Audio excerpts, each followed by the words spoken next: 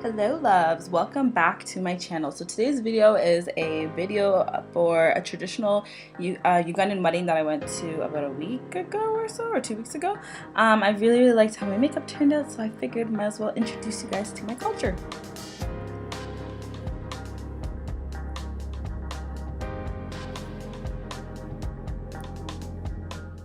So I'm going right into this video.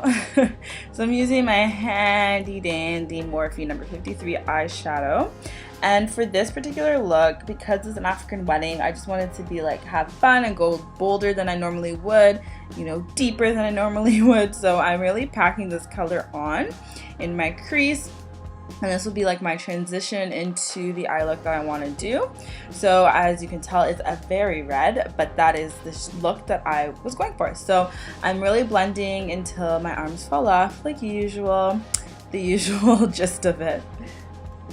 What I will mention that's a little different than normal is because I wanted to do a halo look. I am adding a lot of the red to the inner corner of my eye and the outer V of my eye as well, because I want that transition color to make sense with the halo look. So I'm just going up and really covering a lot of real estate on my eyelids. So next I'm going in with one I haven't used in a while, a Coastal Scents, the Deep Rose eyeshadow. I got this a long time ago, but I feel like half a decade ago when I really got into buying makeup online. I'm going in with the Sephora tapered brush, and I'm just adding this to the outer V of my eye. Coastal Scents is obviously like a cheaper brand, so you really do need to pack this color on in order to get the pigmentation that you want from it, and it doesn't spread as easily. So you're using a lot of elbow grease in order to achieve this look, but this is only going to be the base color for the next color that I want to add. That's going to really pop in that area. So as you can see, I'm bringing that color really up within the inner corner of my eye, and I'm really trying to cause like pretty much like a semicircle, that kind of halo effect, but really trying to control it as well, so I'm not overdoing it and it doesn't look like muddy or anything like that. So the next color, which I really was excited to use, is Creep from the Naked palette, the first palette, and this one is not as controlled. This is really creamy and buttery, so I am using it lightly and building up. I'm adding more when I feel like it's necessary, but I'm starting off, it's best to start off with a little. These colors are extremely pigmented. So I'm just adding that to the inner and outer corner of my eye, and obviously avoiding the center because that's where I want my base color, my color to go. That's going to pop from this whole eye look. So I absolutely love when Mac Daddy actually does his eyes like this. He does this a lot. That's his, I think, thing, and it just, I could die every time. I'm just like, that looks so good. Anyway, so you're going to repeat that to your second eye, obviously, and I'm just showing the method over here of how beautifully pigmented this eye color is. Not eye color, sorry, the eyeshadow is. If you can see, it's just so nice. And like I said, that's Creep. I think it's in 2 of the Naked palettes, actually. Now I'm going in with this handy dandy dollar store brush, and I am using Deep Rose to connect both the inner and outer corner of my eyes very lightly. I didn't want this to be too heavy, too smoky. I didn't want it to look vampy. So like usual, blend until your arm wants to fall off. So the next color that I'm going in with is the 6th color from the top row of the 35N palette. This really is just the base for the next Naked color that I'm going to use from the Naked palette. This is from the Morphe palette. I feel like you could probably use any color as your base. It's not probably necessary to use this one, but it just went really well with the color, and I just really liked it, so I gravitated towards that one. I'm using a really flat brush, and I'm basically trying to taper it in, so it's bigger at the top part and slowly goes skinnier, like a tornado. There we go. I'm like, what is the word? Basically kind of like a tornado. That's the eye effect that I'm trying to do. I just feel like this is a lot easier just because I used to do it where it was kind of rectangular and it looked so odd. Like I was so confused as to why my eyes didn't like make sense. And then I found this method and I was like, oh, this makes so much more sense. Anyways, with no extra product, I'm just buffering out with that other brush. So now with Fix Plus sprayed on it, I'm going in and I am using the same brush as before and I am applying the, I believe it's Toasted. And I'm just applying that really lightly and tapping it on my eye. I have these really cheap marble brushes. They look nice, but they're not very practical. So probably wasn't the best to use, but anyway. To highlight, I'm going in with the Topaz from Becca. And now my face. Normally I leave this out. Let me know if you guys think it's kind of redundant given that I always do like the same foundation usually. But actually now that I've been testing out so many different ones, I kind of find that different looks, I find that I like using different foundations and depending on where I'm going.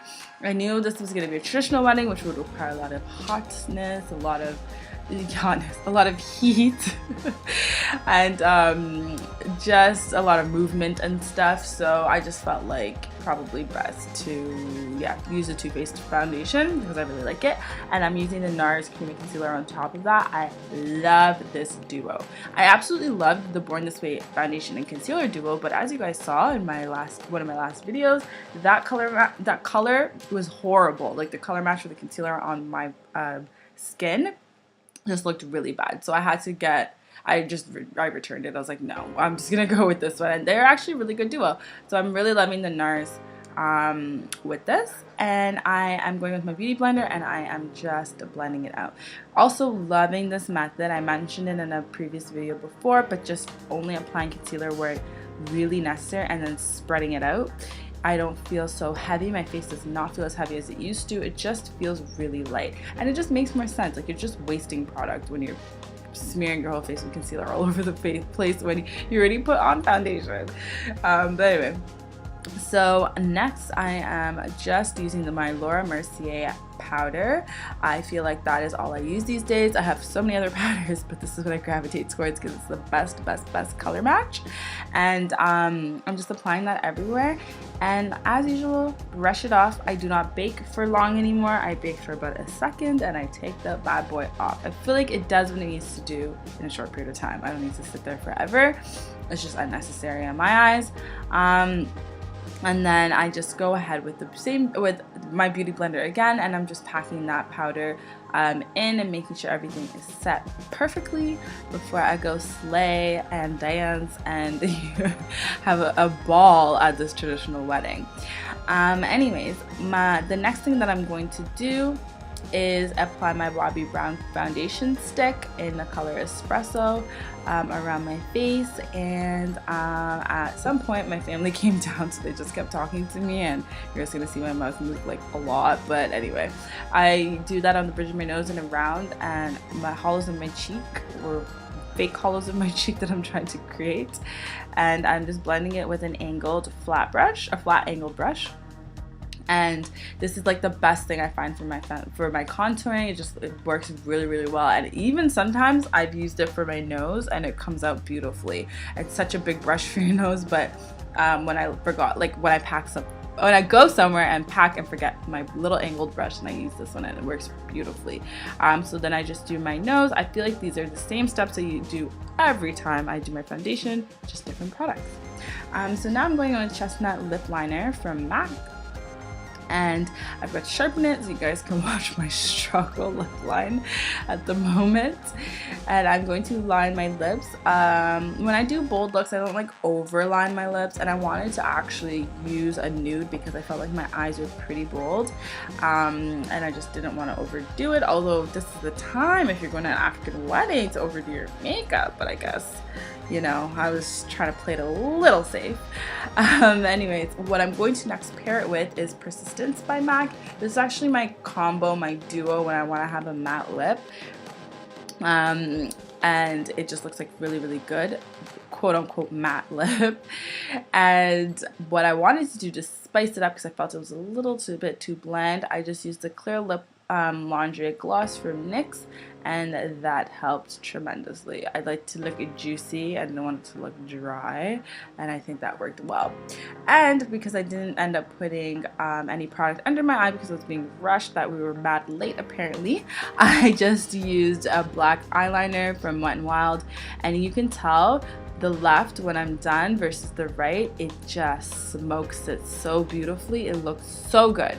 So left, right, we're going with the left. And then lastly, I'm just applying a little bit more of that BECA highlighter on the inner corner of my eye. Definitely could have put way more of this. I would have gladly put way more of this, but like I said, I was being rushed to get out the friggin' door. They were like, we're leaving without you. I can't do this. You can drive yourself. I was like, no. So oh yeah, and the tip and the bridge of my nose as well with a little bit of highlighter. And I love this BECA highlighter. I feel like I'm starting to understand what highlighters work better for me without compromising with like a gold or like a brownie eyeshadow. Like I want a highlighter that works. Like I want a product that works for its purpose. But anyways, this is the final look on my face.